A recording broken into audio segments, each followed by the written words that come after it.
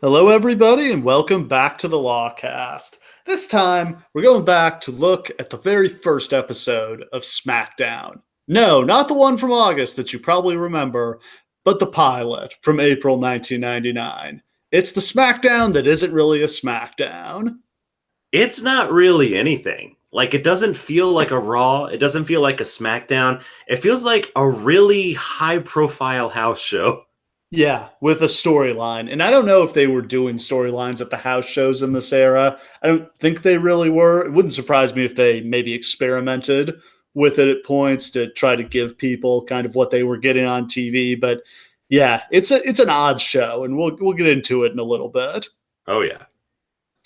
So we kind of last left off here with WrestleMania 15, where Steve Austin beat The Rock to win back the WWF Championship, kind of dealing Vince McMahon his ultimate defeat. And it did result in kind of a shift in the Vince McMahon character and storyline.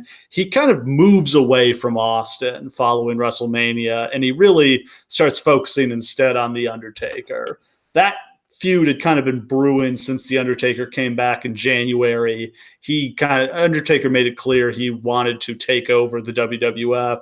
He began to feud with the corporation. He beat the Big Boss Man at WrestleMania in that god-awful Hell in a Cell match. I believe you mean he murdered him. He did hang him dead. And then Boss Man showed up on Raw the next night like nothing had happened. So after WrestleMania, Vince kind of takes his eye off Austin to instead focus on Undertaker. So going into Backlash, the feud really becomes Shane and Rock, the corporation, against Austin. And we get some really fun moments on the way into Backlash. Rock, of course, is walking around with Austin's Smoking Skull belt that, Vince took from Austin back at Breakdown when Austin lost the title. So the match at Backlash is Austin's defending the title, but he wants to win back his version, the Smoking Skull version of the belt. Rock goes to that bridge in Detroit to throw it off the bridge into the water because they were in Detroit. Some motherfucker was going to get thrown in the water. That fucking bridge. People are so desperate to throw shit off of it. I just love how that happened so many times in this era. And I just love that, like, Austin and Rock specifically have like a whole feud built around this goddamn bridge. Yeah. So Rock is there like hanging out all night, says he's going to throw the belt off the bridge in the water, just like Austin did to the Rock's Intercontinental title back when he was the champion. Austin, at the end of the night, drives his truck up there. Him and Rock get into a fight, and Rock manages to knock him off the bridge, throws him off the bridge. They shoot it from far. Pretty sure it was a dummy, right? Oh, it had to be. The big mannequin dressed in Austin's clothes. It didn't look particularly good. It certainly wasn't fucking Austin taking a bump off a bridge, that's for sure. Yeah. So then the next week on Raw, The Rock held a mock funeral for Austin where he revealed that he never actually threw the belt in the water. He opened up his suit and it turned out he was wearing the belt. At which point Austin rolls into the arena in a monster truck, runs over Rock's Lincoln Town car in the parking lot, and then drives the monster truck into the arena and drives it up the mound of dirt that they have the gravesite for and gets out and brawls with Rock. I mean, there are like 20 moments in WWE history where Steve Austin drives a vehicle into the arena after somebody's shit-talking him and then gets out and beats their ass. This is probably my second favorite after the Zamboni. Oh, the Zamboni's untouchable. The Zamboni's the greatest moment in wrestling history. The Zamboni was in Detroit, too. They saved their good shit for Detroit. It sure fucking did. Yeah. So Backlash 99, Austin wrestles Rock with Shane McMahon as the official.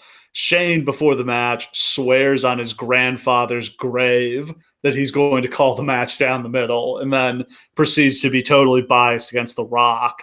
This brings Vince out, and he knocks Shane out to cement himself as a face and helps Austin win the match. Hell yeah. Yeah, I think people were ready to cheer Vince McMahon at this point. I honestly think like any great heel who's a great heel for long enough, eventually the fans will love you just for having been so entertaining for so long. Like this is why Ric Flair turned face 20 times, even though he never wanted to. Just eventually people get tired of hating you and they want to like you. And so I think at the time had finally come for Vince where people are like, yeah, fuck yeah. Vince is cool.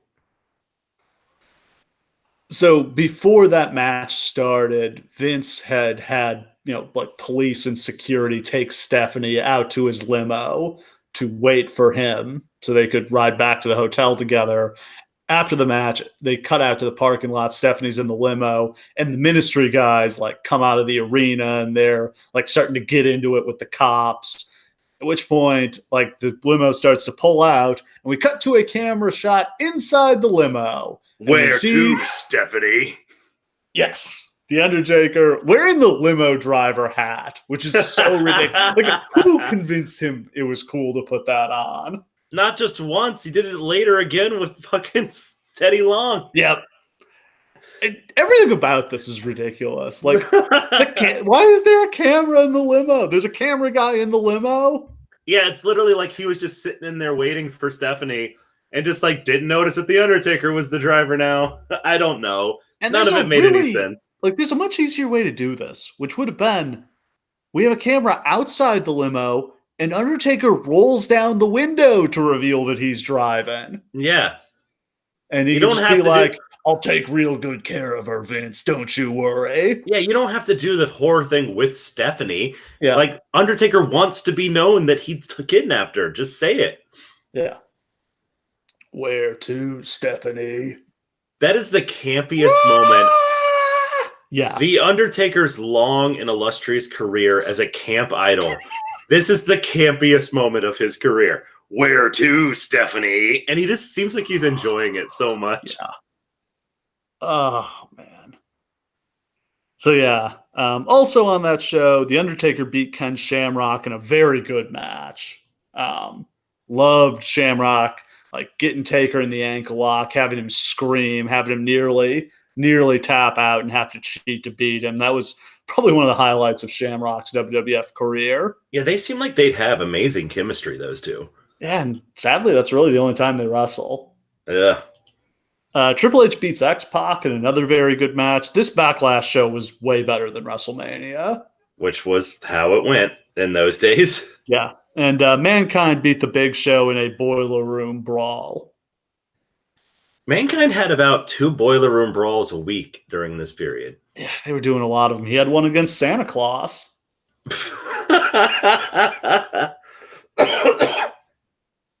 Holy shit. I can't believe you just said those words out loud. The next night, Raw was pretty eventful. The Rock was kicked out of the corporation, and The Undertaker tried to marry Stephanie McMahon in a black wedding. Now, my favorite thing about, we're kind of fast forward a little bit to the first segment of this show, but they go hard on, he tried to abduct me and marry me against my will. And it's just such beautiful foreshadowing to what will come later, where another wrestler will abduct her and marry her against her will, but she'll be cool with it. Yeah. I don't think they were thinking that far ahead yet, but when they did that with Triple H, it was they were definitely looking back on this. And they were just like, hey, what if we did that same shit again, except she's cool with it because she's mad at her dad.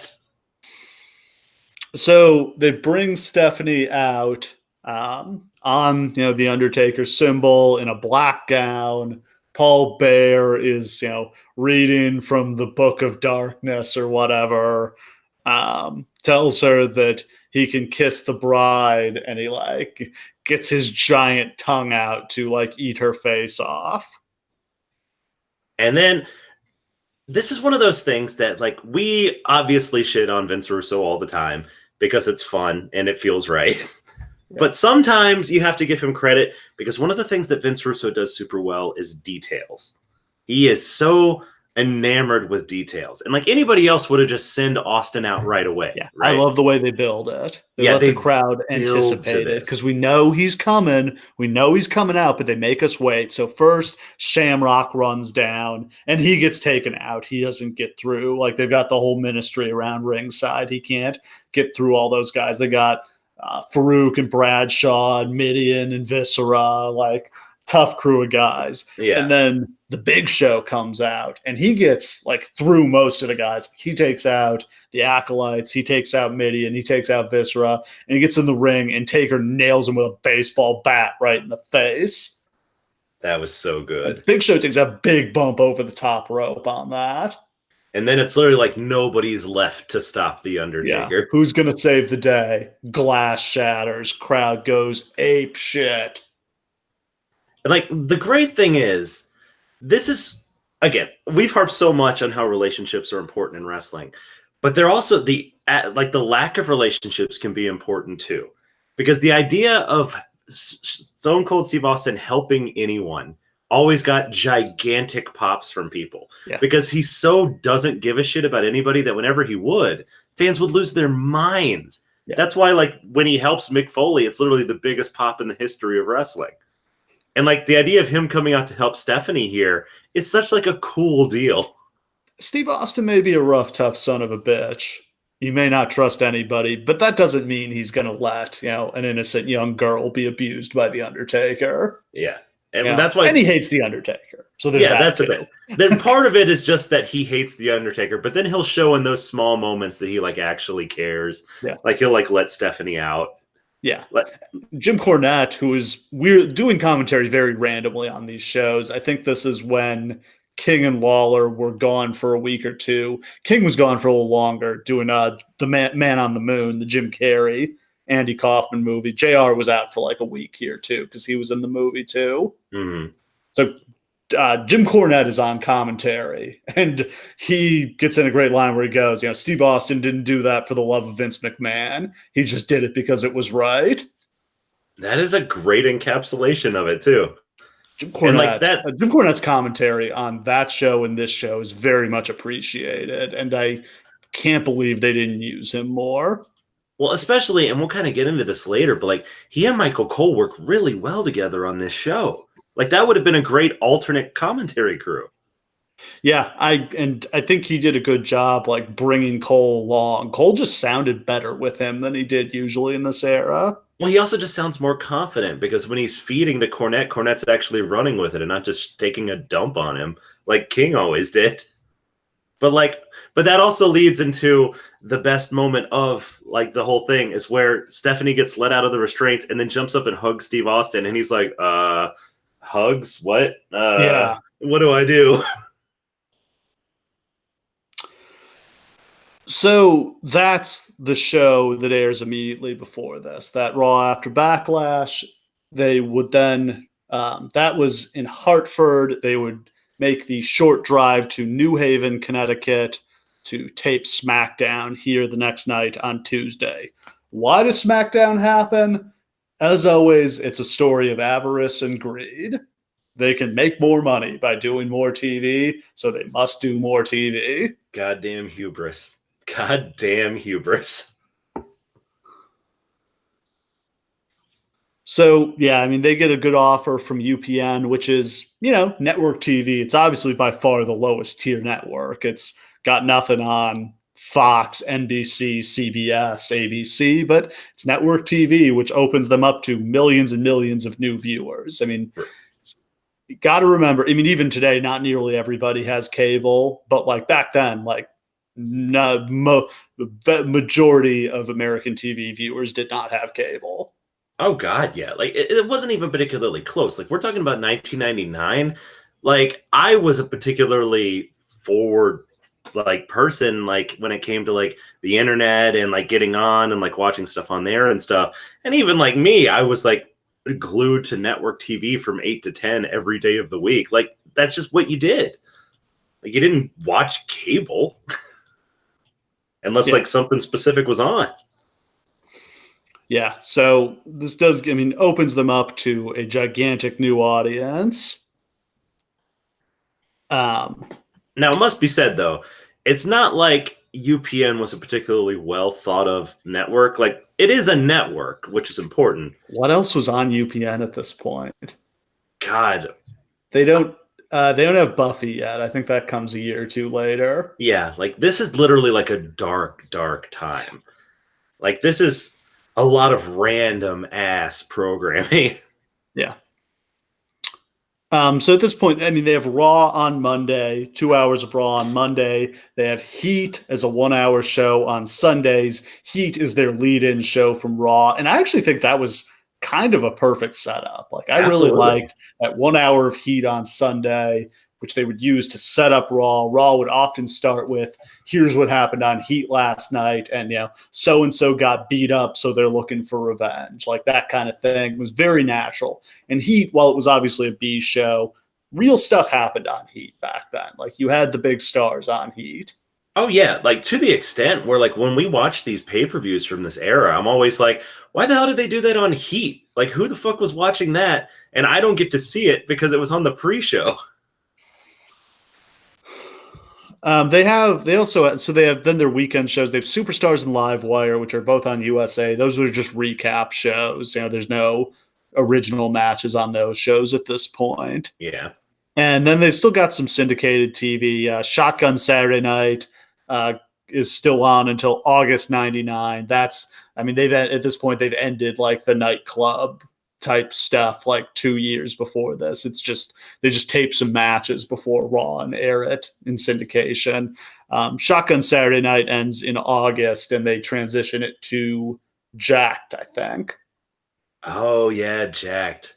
Jacked or Metal, those were like the two C shows in this era. Well, really like the D shows, because Heat became the C show once SmackDown started. Literally, the only reason why anyone knows what Jacked and Metal are is just because of all like the indie guys who got like their first WWE appearance on Jacked, like John Cena and Christopher Daniels. Yeah. Well, very fun to go back and watch those matches. Because it literally just be like, hey, watch D'Lo Brown squash this indie guy. Yeah. So there was a rumor at this time that I found in the Observer that SmackDown was going to be an all-women's show. That obviously did not materialize. I don't think that would have worked. No. I don't think they had not only did they not have the roster, like there's not a lot of good American women wrestlers at this point. It's kind of been killed in America at this point. Outside of Alundra Blaze, who was Medusa in WCW by this point. And definitely not welcome back. Yeah, that's it. That's all the American women's wrestling talent that's significant. Because most of the women's wrestlers that would start coming up because of this time when women are present on television on WWE. Maybe a little bit because of Alundra Blaze before, but that doesn't start sweeping into like 2001, 2002. Yeah, so, I mean, the idea, they've got, Sable is done at this point. Like, Sable's gone or she's about to be gone. So the only woman they've got Chyna, and then they've got Miss Lynn, they've got Jacqueline, and like Ivory and a few others. But like, they would have had to sign a bunch of new talent. And like, I don't know what pool they would have been drawing from. Unless the idea was never for it to be like a wrestling show. Because, like, I think you and I have a wrestling show with no wrestling. Well, like, you and I kind of talked before, like, what they wanted was Total Divas. And, like, you can see, like, the idea formulating in Vince's head, but he just doesn't have a way to express it. Like, he wants a way for these girls to be on TV and get famous without wrestling. I don't even know if has Survivor even debuted at this point. Yeah, like, Survivor doesn't start until, like, the year after this. So, like, reality TV doesn't really exist yet. Yeah, like the format doesn't exist, but it's kind of like where Vince said in like 1991, like we're going to have a WWE network, and everyone was like, what the fuck are you talking about? Like, he's just so, I think that he really had the idea, but just didn't even begin to have the means to express it. And like, eventually he would get it, and it would be a huge success. Yeah, SmackDown instead really just materializes as a secondary show. I mean, what would you say when it debuted? Did anything really set SmackDown apart from Raw other than it was taped and it was not as good? It was the color blue. Yeah. Like, literally, here's the thing. I have always hated SmackDown. Like, I didn't really start watching wrestling again until 2000, late 2000. So like I missed like the first year. So it's not like I came in with a bias against it.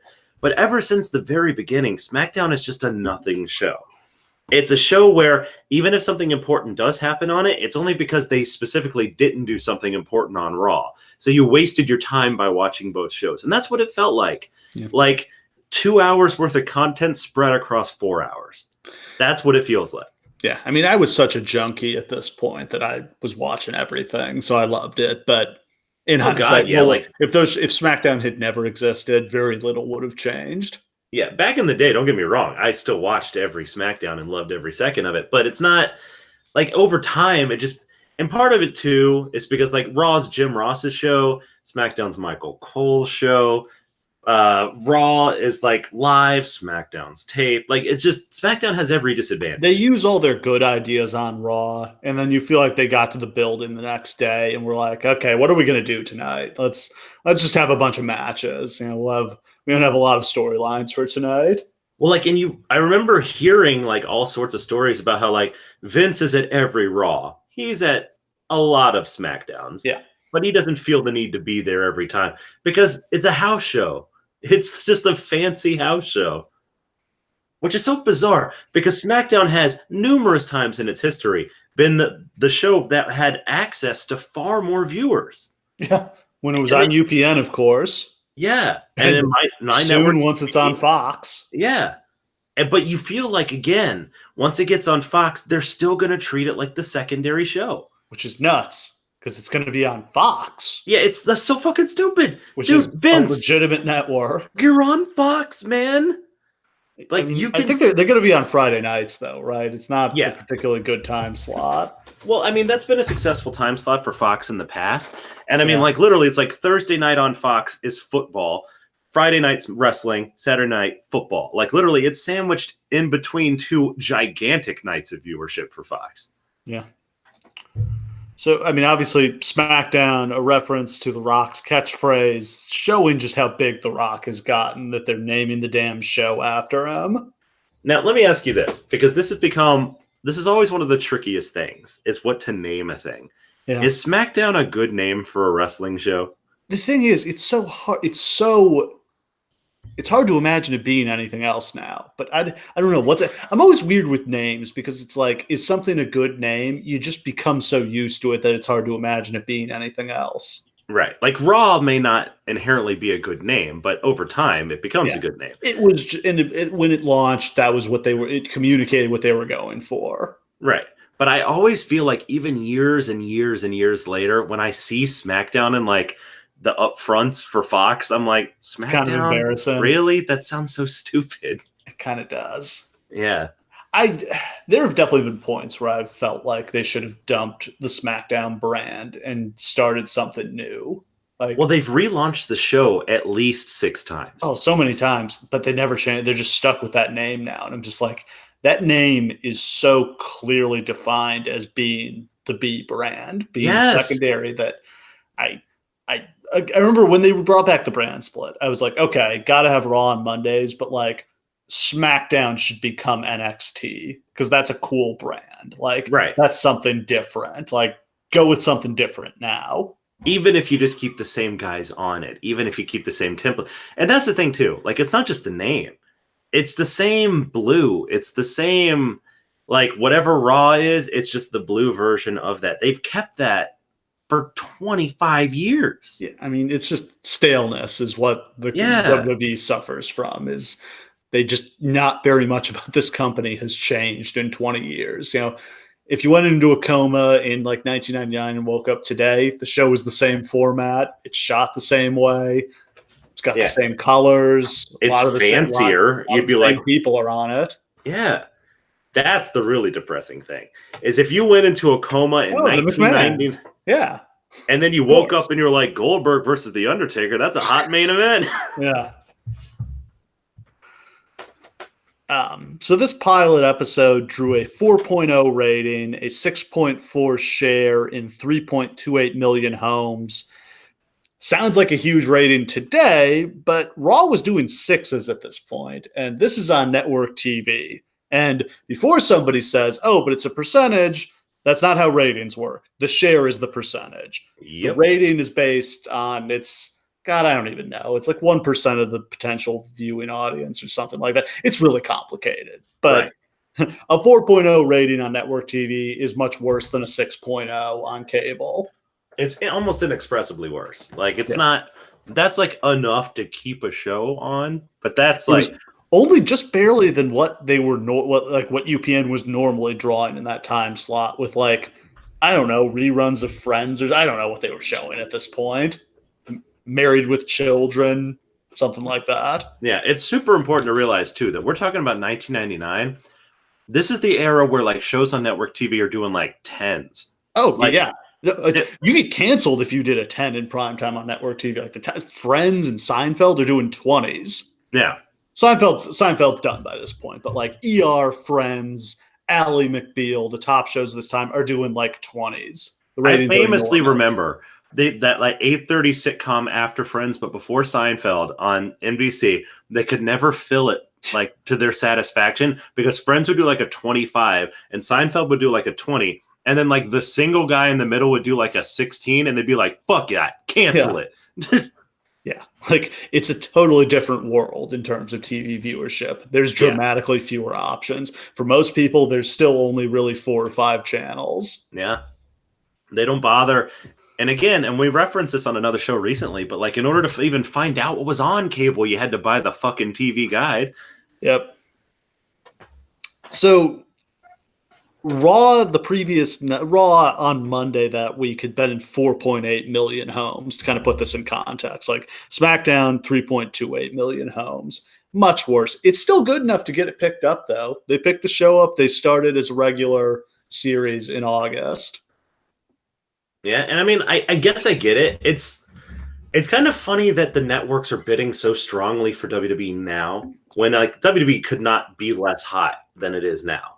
They're just bidding for it because they need like that content mill. Just different world. Yeah. Yeah. Like at this point, it's just because like also, but I don't think airing this cost UPN anything. Like they maybe kicked in money for production, but they weren't paying a rights fee. Right. Like they it was just the opportunity cost of they couldn't show anything else in that time spot.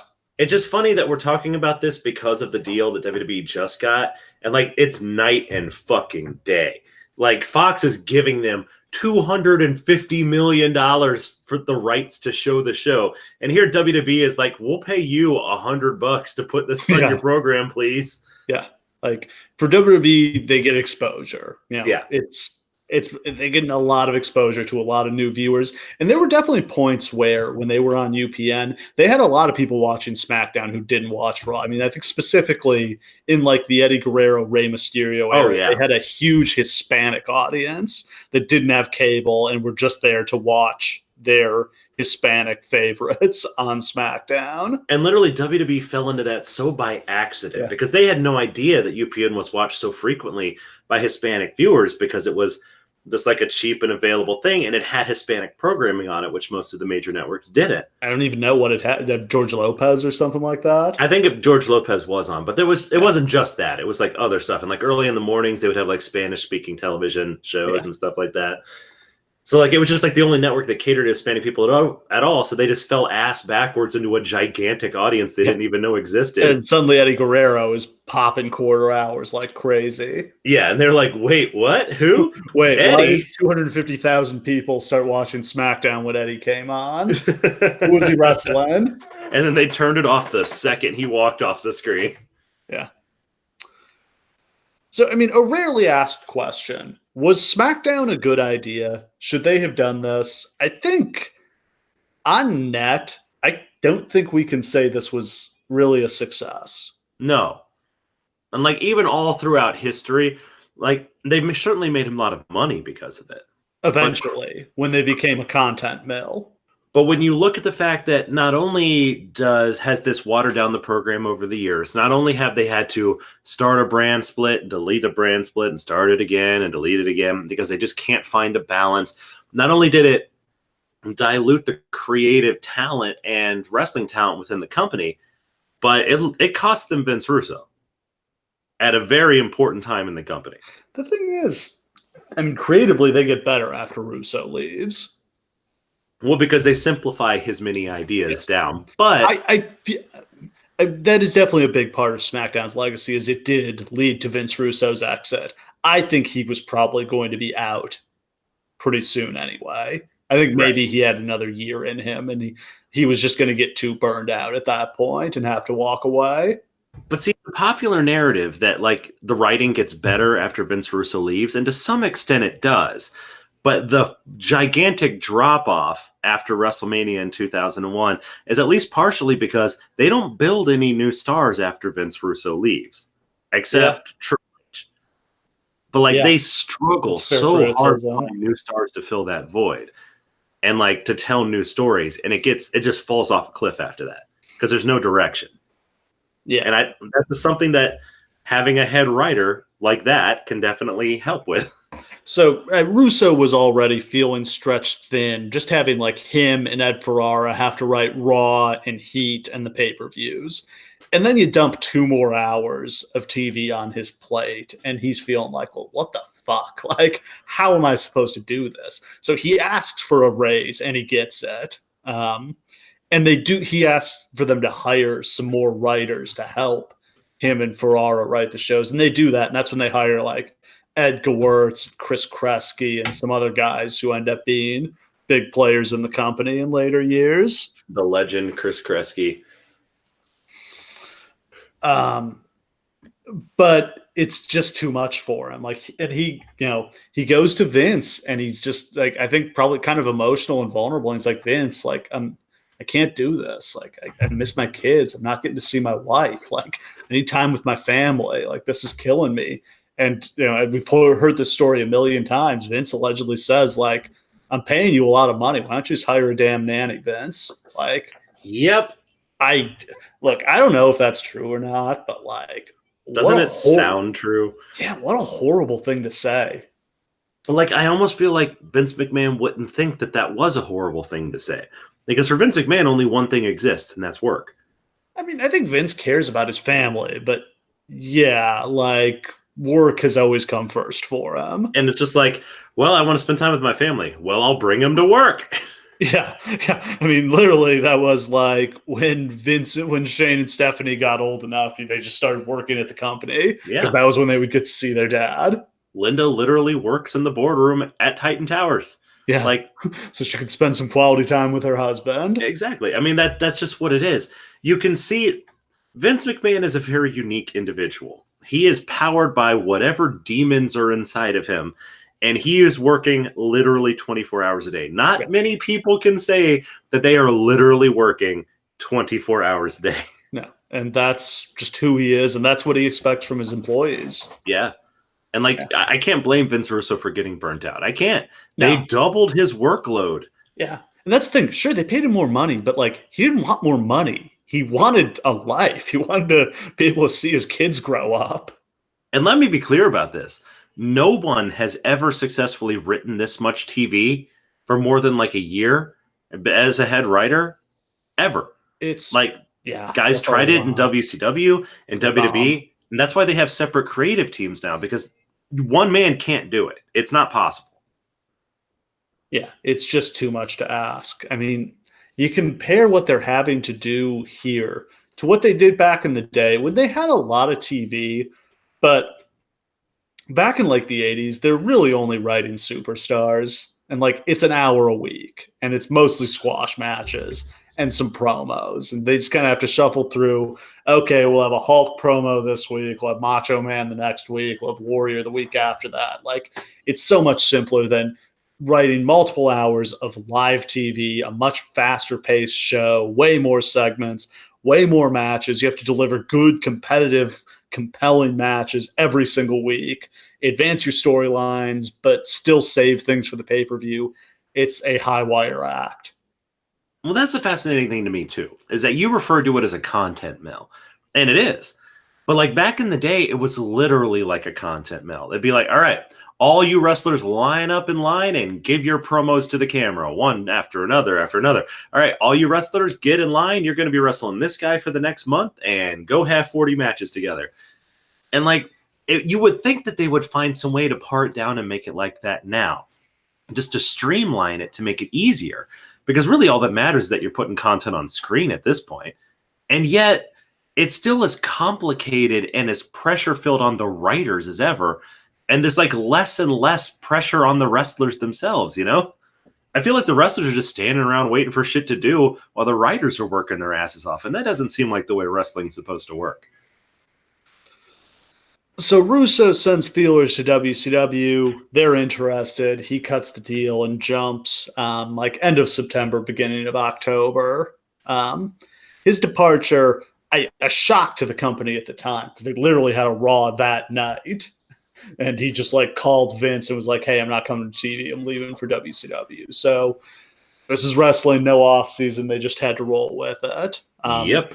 They end up, 2000 ends up being a tremendous year for the company, both creatively and business wise, but they never again matched the ratings they did in 99. No. Now, a lot of that is that they moved from Raw moved from USA to TNN this fall, and TNN wasn't available in nearly as many homes as USA was. Right. But I mean, also, they just weren't quite as hot. I mean, it just the frenzy of 1999 was hard to match. They lose Steve Austin. They do great without him, but it's just understandable that things cool off a little bit.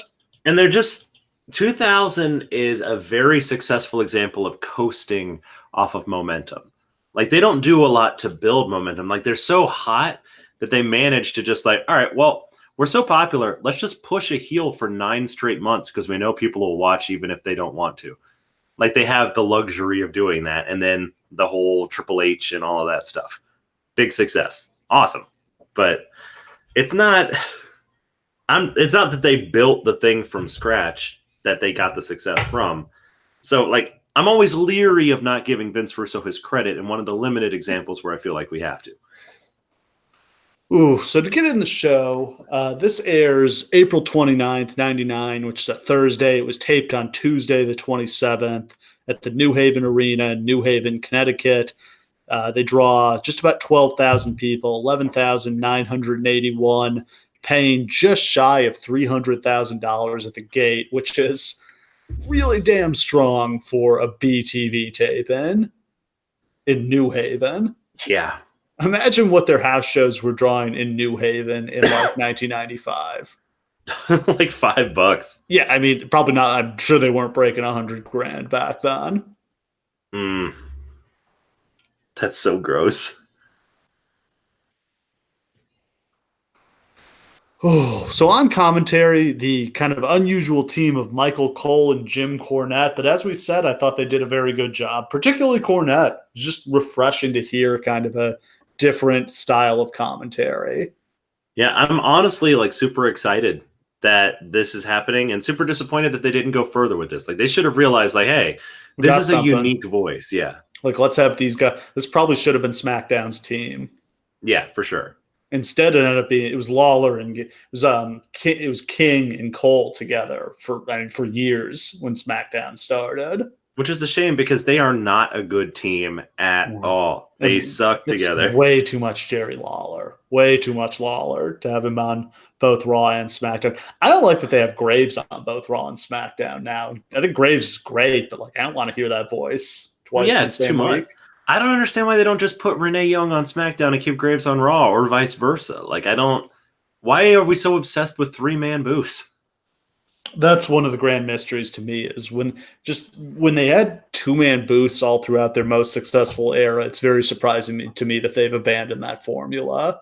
Yeah, it always seems like with a 3-man booth that you're never hearing what you need to be hearing from the person you need to be hearing it from in any given moment. You're just forcing a third person in there. And really, they don't usually have 3 good commentators on the same show. No, of course not. Because there aren't 3 good commentators in the whole company. Oh, so we start the show with a replay of the events of last night, with Rock being kicked out of the corporation, Undertaker kidnapping Stephanie, and Austin coming to the rescue.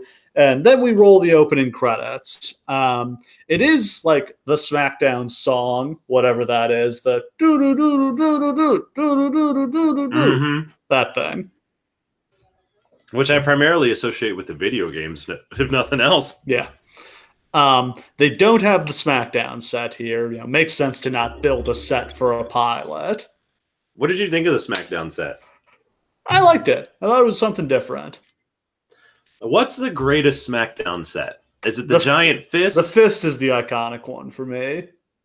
I just love that the fist is such a stupid idea, but it worked so well. It's so dumb, but I really liked it. And all the sets they've had since then have done nothing. Yeah, at least it was like a swing, like they tried something crazy and it stood out. Like, it's like, well, Raw definitely doesn't have a big ass fist coming through the Titantron. And the oval and the oval screen, it was just Raw is a square and it's red, so let's do a blue oval. I appreciated just let's do the complete opposite. Right. At least SmackDown felt different. Now it's the same thing. Literally the exact same set. It's just a different color. And I'm colorblind, so that shit does nothing for me. So here they do have blue lights instead of red lights to give it a slightly different feeling. They've got the red ropes from Raw, and the apron is just like a generic. It says World Wrestling Federation on it. So it's kind of a house show set. Mm-hmm. Absolutely. And Vince McMahon and Stephanie kick off the show. They come out protected by police officers. They are initially cheered, and then they get in the ring, and Vince gets asshole chants. The crowd spends the entire night not seeming to know where they stand with anybody. It's a little They're just strange. all over the place. Vince admits he has been an asshole, but that he hopes to change now. Yeah, very believable.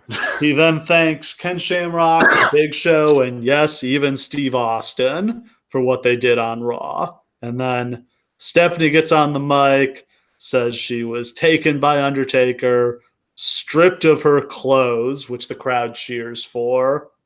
Yep. And then he says Undertaker, kept touching me and whispering in my ear, and the crowd cheers that as well. The crowd loses their minds for abduction and rape here, and it's oh, the way this is being put is very tittillating. Yeah, it's meant to be. But even so, it's real gross stuff. Guys, come on. And then Shane McMahon and the corporation interrupt. Shane says that Vince has gone soft. He says, he's in charge tonight, and Vince and Stephanie need to get out. Shane says tonight he's going to take out The Rock and Steve Austin. So tonight, Austin and Rock will team up against Triple H and his partner. The lights go out. Undertaker appears on the screen. He says he wants Austin and Rock tonight, and Shane announces it'll be Triple H and Undertaker against Rock and Austin tonight. It's a big, big main event. Hell yeah. Then we get... Go ahead. No, I was just going to say, of course, they don't explain for any reason why the Undertaker's yeah, I'm with Shane. Good stuff. The higher power talk doesn't go on for another couple weeks, right? It's been alluding to it, but it doesn't really heat up until after this. Yeah.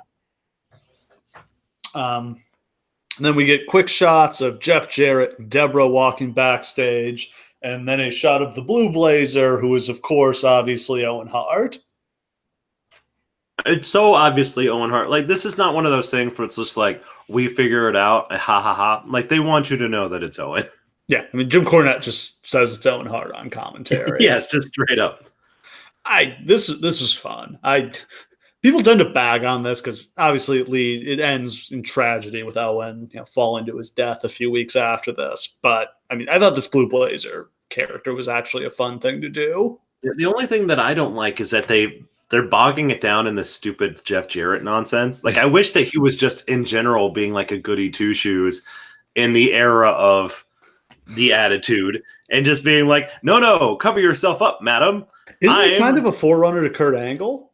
Basically, yeah. It sort of feels maybe obviously his character ends when Owen dies, but I don't know if they had this in mind for Kurt Angle yet. But I feel like he's kind of a continuation of this. It's even red, white, and blue, man. Yeah.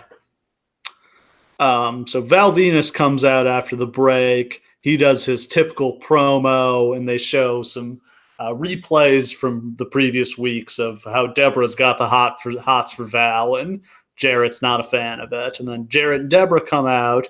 Jarrett gets on the mic, says he doesn't know where Owen is, but Jarrett's going to replace him in this match tonight. But then the Blue Blazer runs in and jumps Val from behind, so it's Val against Blazer. They wrestle for a couple minutes. Val hits a fisherman suplex, but Deborah's got the referee distracted.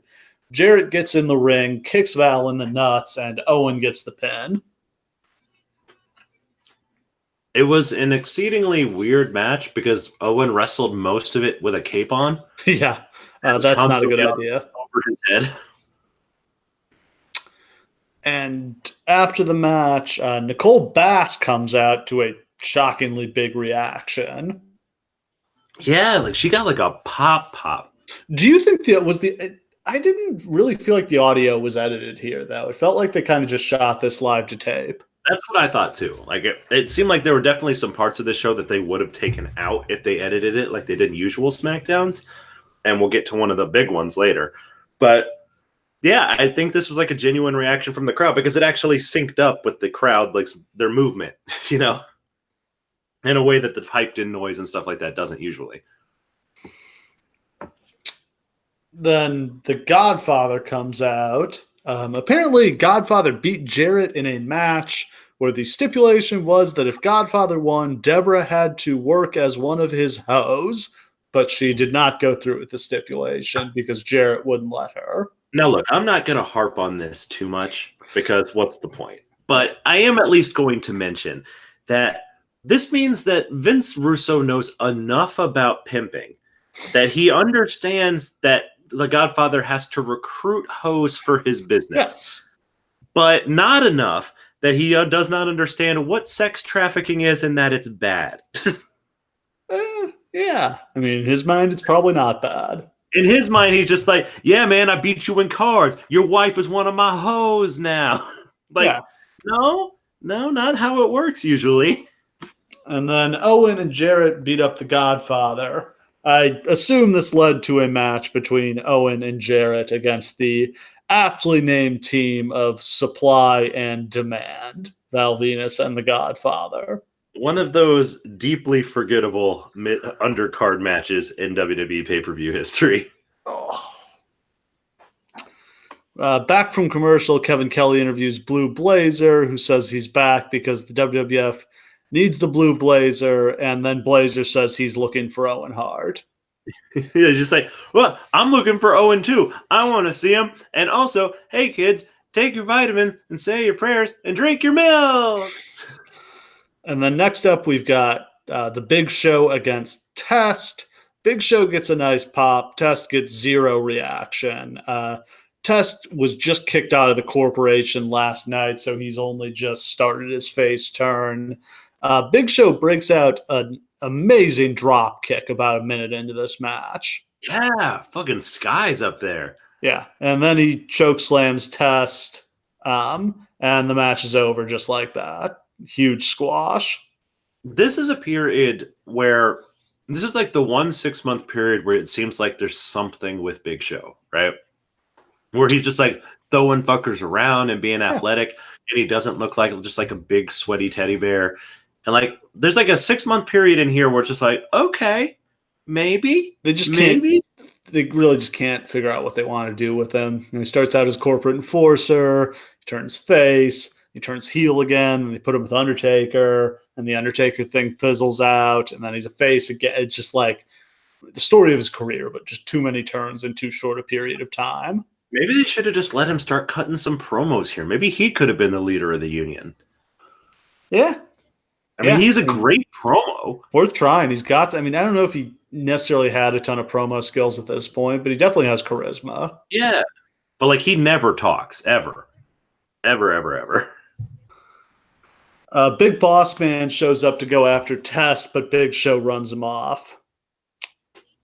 And then The Rock is out for a promo. Crowd is all over his catchphrases, even though he's only just turned face like the night before, but he was getting cheered for a couple months before this. They were so fucking ready. Like literally they turned him face and the next day he's like on Austin's level.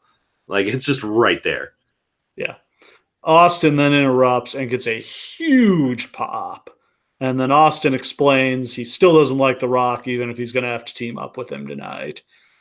And No then surprise Shane interrupts, and then The Undertaker comes out, and then the corporation comes out, and then the ministry comes out, and we have seen the formation of the corporate ministry, the merger from hell. I love calling it the merger from hell. That's so perfect. Yeah. I mean, there's something to like. I like the corporate ministry. Like, what an insane, but like just fun and wacky stable with like 20 goddamn people in it. Okay, here's the thing. The corporate ministry should have been a year-long storyline, maybe longer. It should have dominated WWE for ages. Because what this is basically the people that run the company and the most powerful stable in the company join forces together and are unassailable. Yeah. What you can't do anything about that. Like there are way too many people. They're way too powerful. They make all the matches. It's impossible to deal with. And it should have just been like Rock and Austin trying valiantly to deal with this completely stacked deck for ages. It should have taken forever for them to even get to the point of forming the corporate ministry because they just kind of throw them together here. It's just the storyline is moving way too fast. Like in the span of a couple of weeks, we've gone from Vince and Shane are like united together as bad guys to now Vince is a babyface and Shane is a heel and Shane has turned on his dad and now Shane has joined forces with The Undertaker. And that could have happened over the course of like months instead of a couple weeks. Yeah, there should have been a promo months down the line where it looks like Shane's going to throw in with The Undertaker and like Vince pulls him aside, just like, look, I know you don't like me, I don't like you, but you don't know what you're dealing with. Yeah. The Undertaker is dangerous. And Shane being like, fuck you, old man, I know what I'm doing. Yeah. And then eventually, like, Undertaker kills Shane McMahon or whatever. Well, I mean, and that's the question is, would it turn out that The Undertaker was manipulating Shane, or would it turn out that, like, Shane was really the one in charge? I think it would turn out that Shane thought he was the one in charge. Yeah. But in the long run, it's definitely Undertaker manipulating Shane. Yeah. And, like, that's good. That's so good. And then, like, The Undertaker takes control of the company that he's always been the backbone of. And think of the stuff you can do with, like, wouldn't it be awesome if, like, for 1 week on Raw, like, the ropes are all black, like, the arena is dark, like, there's Undertaker symbols hanging, like, they've changed the look of the show because Undertaker's taken over. Yes. And just, you remember that great promo Undertaker cut about, like, Vince, I've been your dog for years. Just like to have him cut a promo like, now you're my dog, Vince. Now it's now I've got the keys to the kingdom. It's my yard. And then like him like booking matches and shit. Yeah. Like he's just like sitting on his throne at the top of the arena watching.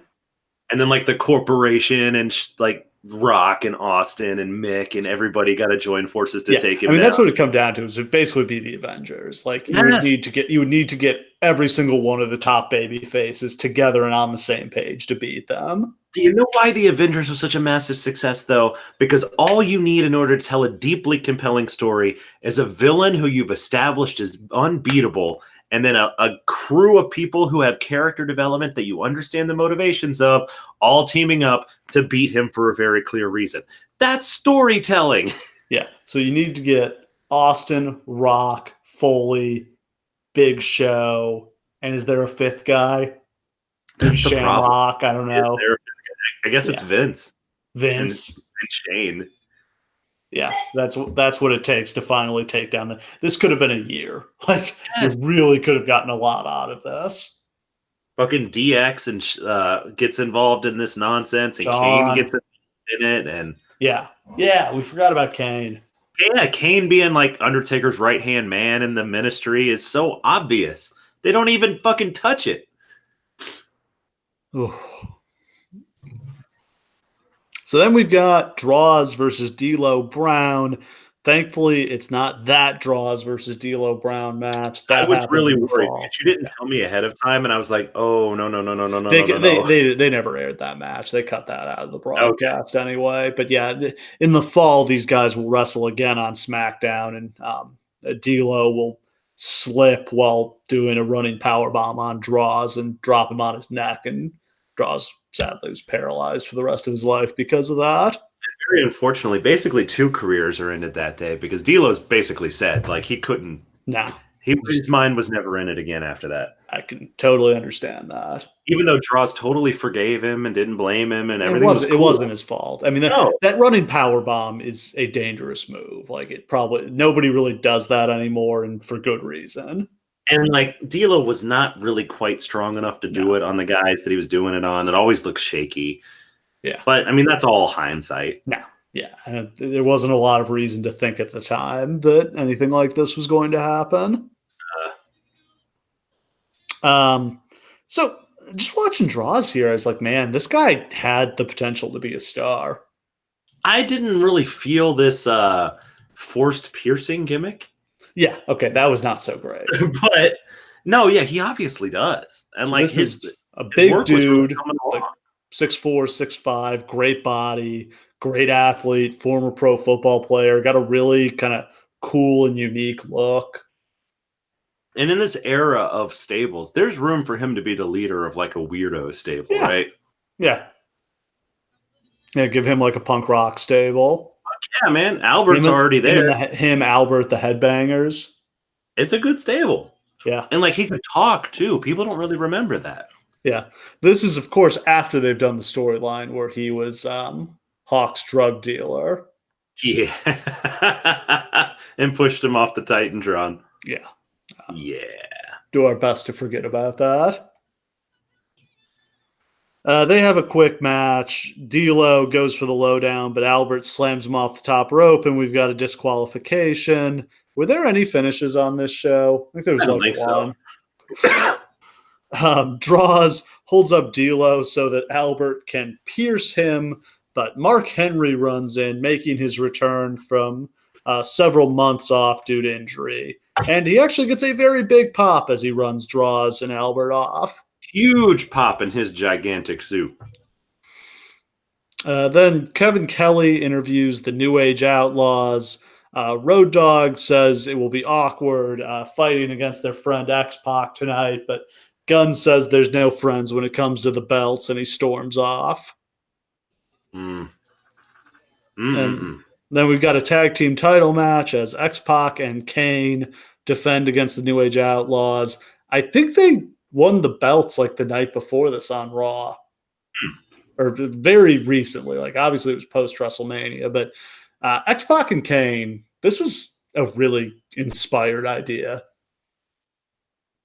It is so out of nowhere to put them together, but they are like a perfect odd couple tag team. Yeah. And there's such constant tension because X-Pac does not want to be thought of as needing Kane, and Kane just wants to be friends. Yeah. A very good idea, and ends up being a really great over tag team that probably could have lasted for longer than it did. I mean, really kind of the forerunner to Team Hell No, but not as comedic. They could have done like so much more with it too. They really could have. They could have done a singles push for either guy with the other one in their corner. That X-Pac singles push as a babyface really should have happened. Yeah, it doesn't. They end up kneecapping it because they bring back DX in the fall and they make him a heel. Let me pitch this to you, because the way they wind up turning X-Pac against Kane is ridiculous. Because they really just turn him because they need all of DX to be bad guys for Triple H. But what if instead Kane turns on X-Pac, and X-Pac is the fourth guy, as in the Avengers, fighting against Kane as part of the Ministry? Doesn't that make more sense? Yeah, you got the little quick guy. That gives you something. Because he was literally that over. Like at this point in the company, Pac is probably after Austin and Rock, like the third biggest babyface. Yeah, if you're like making like a 5-man Survivor Series team of babyfaces, he's probably on it. Sure. We have a back and forth match. Pac and Kane get the win after Road Dogg accidentally clips Billy Gunn's knee while he's press slamming X-Pac, and Pac falls on top of Gunn for the pin. Then back in the parking lot, Gunn and Dogg get into it, and Gunn says he's done teaming with him. And that is our split of the New Age Outlaws, the beginning of the Mr. Ass character and Billy Gunn's ill-fated singles push. Yeah, see, here's the depressing thing is that, like, if I was watching week to week and I saw this, I may have been pretty excited about it. Like, oh man, let's see what Road Dogg and Billy Gunn can do as singles. But I live in the future, so I know what happens, and it's butt. Yeah, this absolutely bombs. Yeah. Then in the ring, we've got Michael Hayes, who brings out the Brood for an interview. We've never really talked about the Brood before, have we? We really have never needed to. Yeah. For being so talked about for their entrance and stuff, they're so inconsequential in the history. This is one of the greatest entrances of all time. It's not even close. Yeah, just iconic. And here's the thing, is that as they come up through the stage, through the pit of fire to that music, it's so cool for one of them. Edge looks awesome. Yeah. The other two look like idiots. And that's problem number one.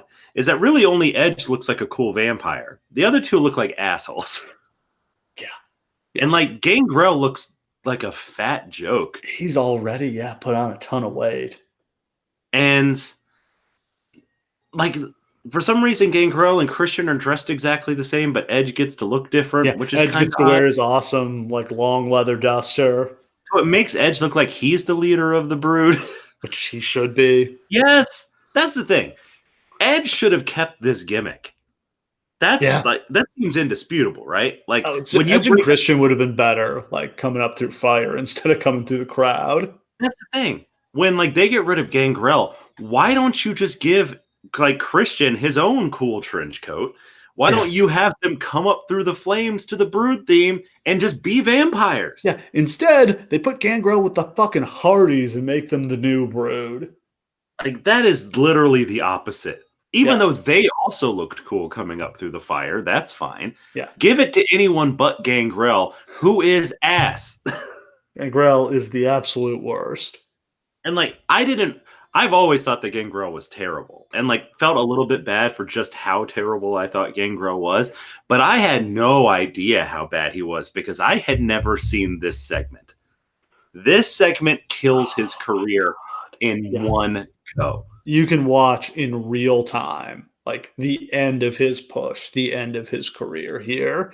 So they have been kicked out of the ministry for disobeying The Undertaker. Tonight is the night they're going to break their silence. Like, literally, I don't think any of these three guys have ever spoken a word on screen. And, like, first of all, they're so afraid to say vampire. Yes, they are not vampires. They are, I don't know, gothic creatures of the night. Yeah, they live a particular lifestyle, which makes them sound like they're gay.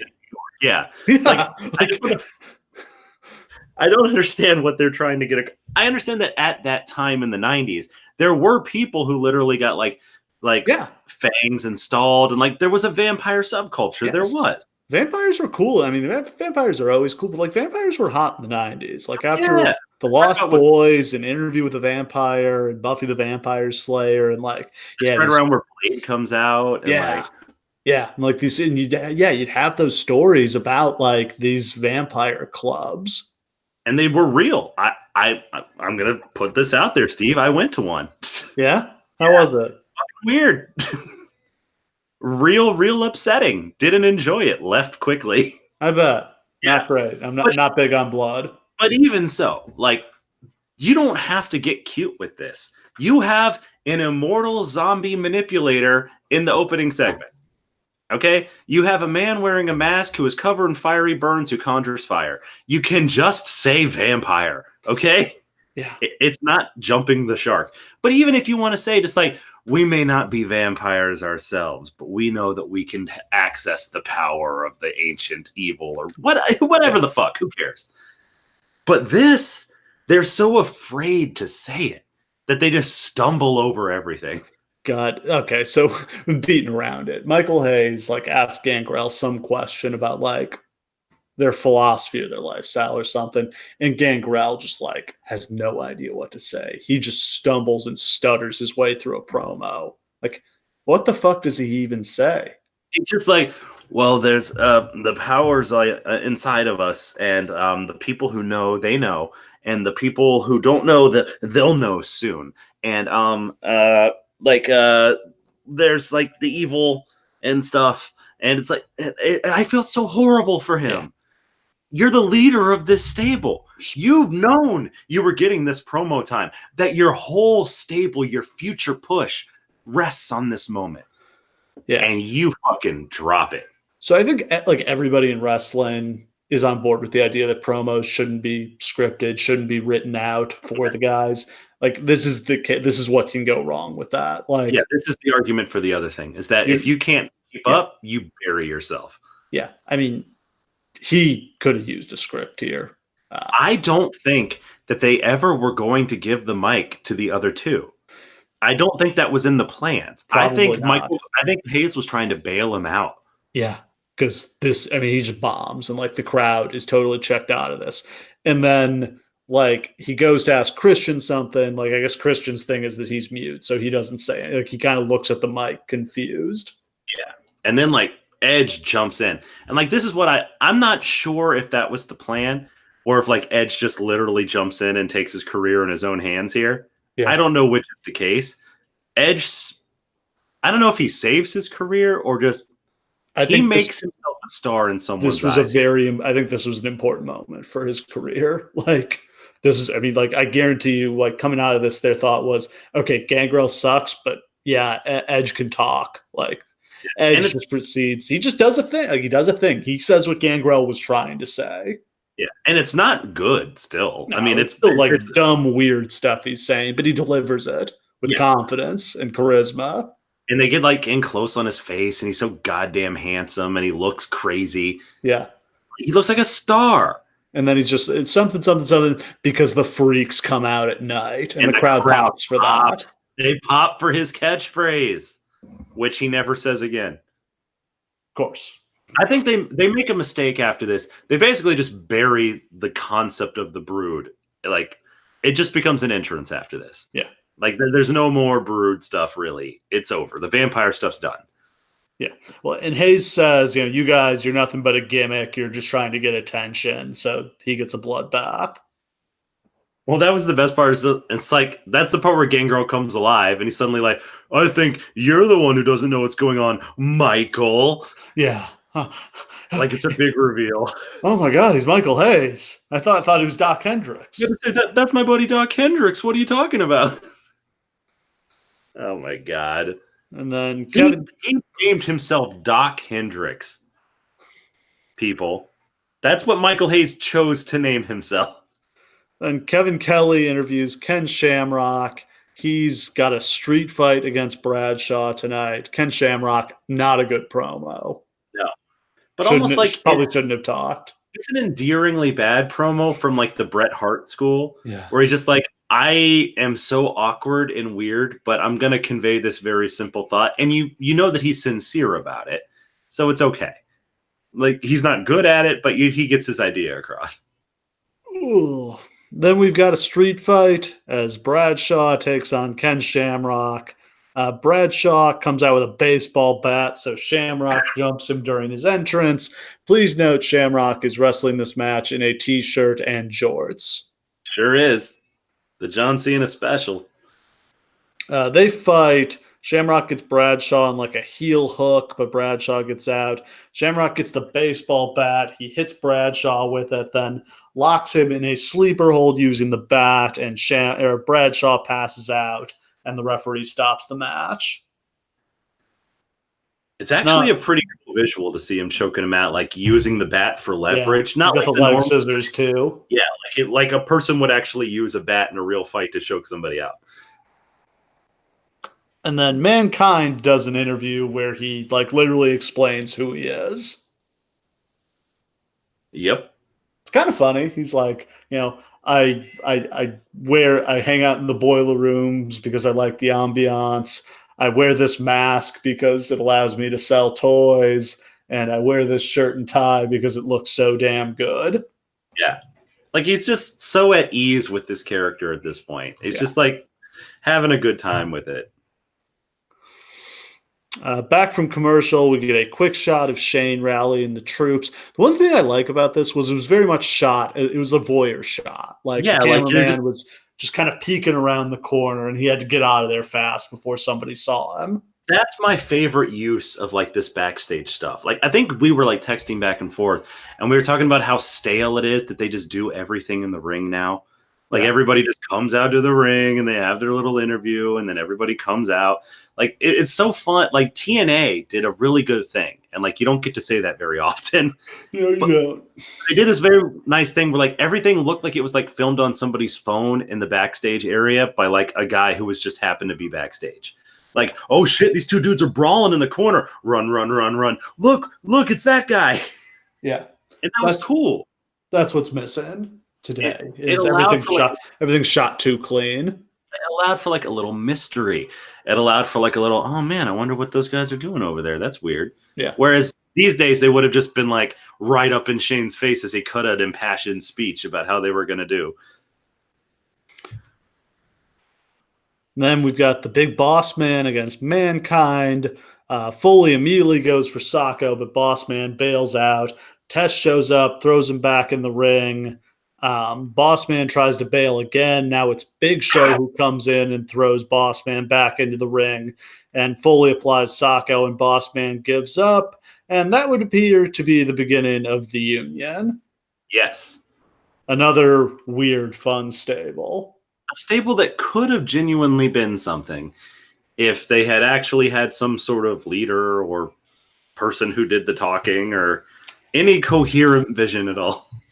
Yeah, Foley gets hurt and has to take time off a few weeks. I mean, like his knee was messed up. His whole body was messed up, but he needed his knee scoped, and that put him on the shelf for a while. And yeah, at that point, it just kind of petered out. They turned Big Show heel, and Tess started dating Stephanie, and Shamrock ended up in a feud with Steve Blackman for some reason.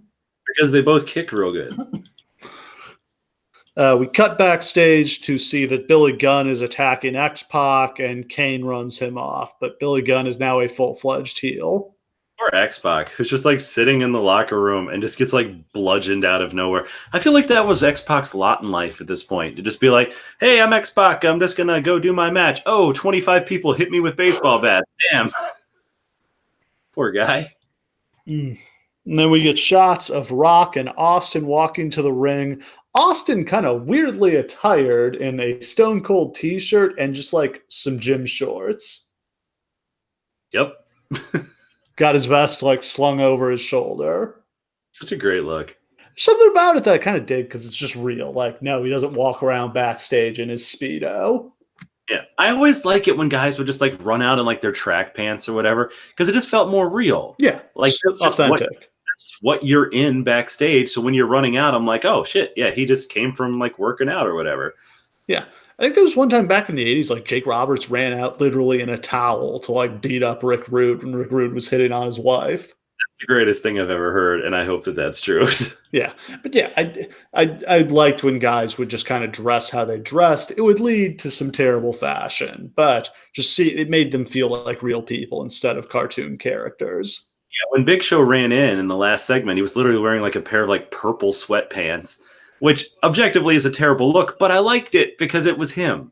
Yeah. It was Paul. It wasn't like him wearing his uniform. Yeah, I don't like when guys are just wearing their tights for no reason. Like you would take this off as soon as possible. That's got to be like crazy uncomfortable. Yeah, it's just like, so you're telling me like the guy got to the building, didn't have a match, but he still like took the time to like put on his tights and his knee pads and lace up his boots and like wet down his hair and tape up his wrists and all that.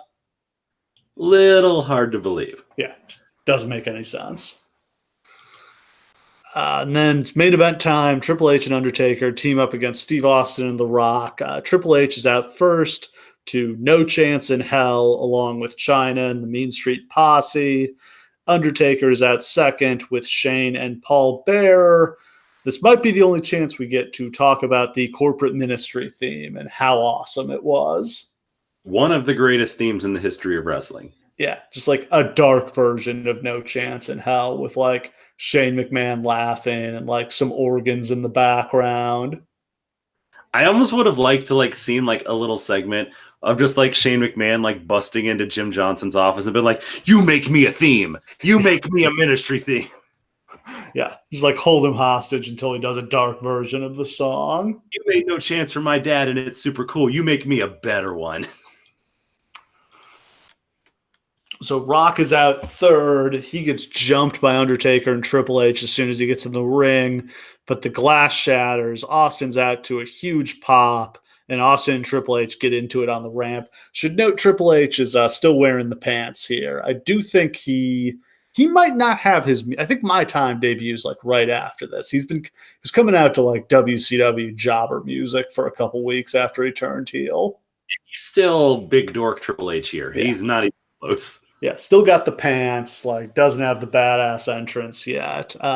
He switches to the trunks like a few weeks after this. He's got the trunks by the pay-per-view. I almost wonder if it's like this is the time where Vince first starts really looking at him as like a potential main eventer. He's like, well, the pants have got to go. He's like, show me those legs. Come on, show me those legs, pal. Yeah, you kind of feel like Vince is just like, all right, if we're going to take you seriously, let's get that makeover.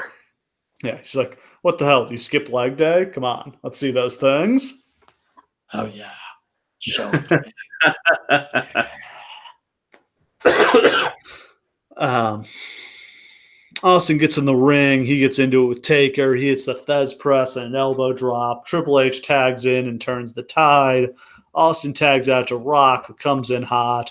Triple H cuts him off, tags in Undertaker. Rock hits Taker with a clothesline and a DDT.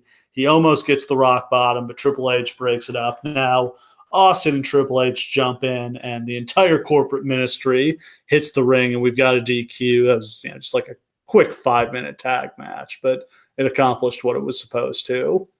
Yeah, just that moment where the whole ministry runs into the ring, and you're like, fuck, there's so many guys. Okay, yeah. Who all is in the corporate ministry? We've got Triple H and Undertaker, Shane, Bossman, China, the Acolytes, Mean Street Posse, Paul Bear. Viscera was in there. Viscera, Midian. I think that's 13 people. I think that's everybody. Fucking ridiculous. Yeah. Stooges weren't there. Stooges stayed with Vince. But literally, there are no other stables left because like the corporation and the ministry had cannibalized all the other ones. They just ate them all. There's no literally, DX. All solo assholes versus this 13-man stable. And like, what chance could anyone else stand? Gotta say, you had to fight through 12 guys just to get to the Undertaker, who could beat your ass on a good day. Like that's horrible. Oh, so Test, Shamrock, and Big Show hit the ring, and at this point we've just got a riot on our hands. We've got 20 people out there fighting. Vince shows up and goes after Shane. Vince gets in the ring and takes a brutal unprotected chair shot to the head from Undertaker. There's like a moment where Taker gives Vince a chance to put his hands up, and he doesn't. And like you can almost see Taker just shrug and be like, whatever you want, boss. This is a knockout shot. And literally, Vince does not move for the rest of the show. So that's either good acting or he's fucking out. I bet he was seeing stars after that. That was an insane chair shot he took. Hell yeah. They say Vince sacrificed himself to save Austin, I guess. I don't know. I mean, he did try to get the chair out of his hands, so yeah, sure. Yeah. Austin recovers to hit a stunner on Undertaker and then one on Shane, and the show goes off the air with Austin doing a beer bash. Austin must stun. We can't have our new giant, awesome heel stable and the show standing tall. No, of course not. Which feels like bad writing to me. It does deliver one of the infinitely classic moments. Anytime you get Steve Austin alone in a ring with Shane McMahon, that's a segment worth having. Yeah, Shane taking the stunner and just like convulsing is fantastic. Just that moment where he like raises his head up from Vince and is just like, oh, and then gets his ass beat. So yeah, that is the pilot episode of SmackDown. I don't know. Do you think a new fan watching this like would have wanted to stick around to see more? That's the thing that bothered me too, is that this wasn't a particularly good introduction to WWE because it's absolutely just a continuation of storylines that had already been going on. Yeah. And it doesn't like go out of their way to like give anybody a chance to flesh themselves out, except for the Brood who botched the shit out of it. Yeah, I mean I appreciate that about Foley's promo, that he like literally explained who he was for all the new people watching. Like The Rock didn't get that moment where he just got to be like, I'm the most electrifying man in sports and entertainment, blah blah blah blah blah blah blah. He just kind of is there. Austin doesn't get that moment, but Austin doesn't need that moment. Yeah. Austin's whole is physical. Like you just get it when you see it. You know, maybe what this needed was like a Saturday Night's Main Event type cold opening where we just got quick little promos from each of the guys. Voiceover like Steve Austin thought his problems when he won the title at WrestleMania. Yeah, I guess they had laid off voiceover guy by this point. They weren't using him anymore. Like Dave Sahadi could have thrown some shit together. That's what that man does. Yeah. Yeah, just like Steve Austin, the baddest SOB walking the earth. The Rock, the most electrifying man in sports entertainment. It's McMahon, the untouchable boss who has everything taken from him, even his daughter. Yeah, and that would have given the show like a different feel. It would have been more episodic, like previously on WWE. The limited times they've really done that has always been effective to me. Yeah. I really wish they would invest in that because not only does it give like a format for the show so that you don't actually need to have somebody come out and cut a 20-minute promo right off the top because you already know what you're doing. But B, like there are a lot of people now who don't watch every show because not every show is super interesting. Yeah. And they're constantly trying to get new fans in. It would just constantly be a help to the new audience to just be like, hey, this is what happened last week. Boom, you're ready. You're in. Let's go. And this is one where, like, I think you would have tried to recap the events of, like, the last year.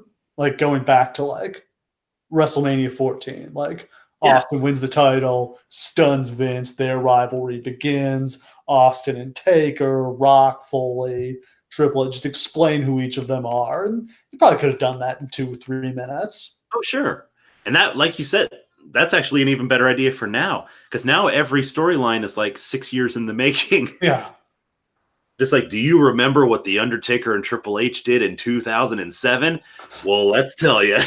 Yeah. Because it's really important. Ooh.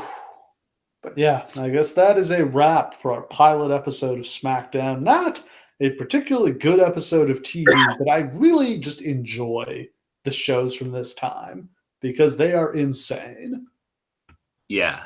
Like literally, I have had so much fun watching all the Raws from this era. It's just, this is so peak this period. Like about half of the segments are literally like absolute fucking horseshit garbage. Yeah. But then the other half have Austin and The Rock in them, and they're pretty damn good. What I particularly love about these couple months is where it's just like the faction wars of like, it's like prison, and there's just like these gangs roving around backstage.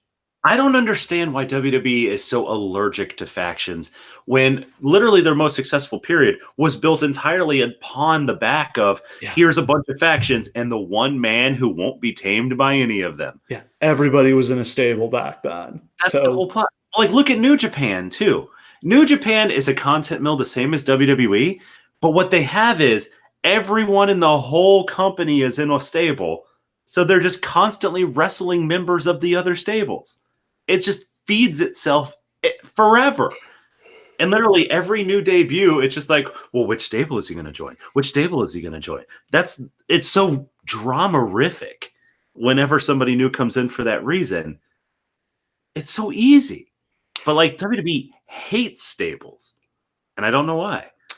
There's a bunch of Raws from around this time that just start with like shots of the stables walking into the building. And it's just like, oh shit, like they're here, and like they're going looking for each other. Just that famous shot, like at the beginning of every Nitro, where 40 NWO guys have out of 20 limos and just be like drunkenly wandering into the building. It'd be like, well, trouble's coming. Yeah. Ooh. All right. So that's a wrap.